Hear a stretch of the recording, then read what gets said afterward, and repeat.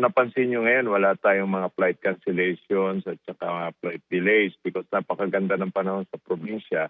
Kasi po ang operations namin, depende rin sa malalaking airports na manggagaling dito sa Manila, sa Cebu at saka sa Clark. Tinatag po natin itong point-to-point transit. Meaning, kung delay dito, made-delay din yung pag-alis doon sa probinsya pupuntahan nila. But so far po, kung napansin nyo, wala naman tayong mga na-delay sa flight, kaya kahit sa social media, wala nagre-reklamo. Very smooth po yung operations na nangyayari sa akin.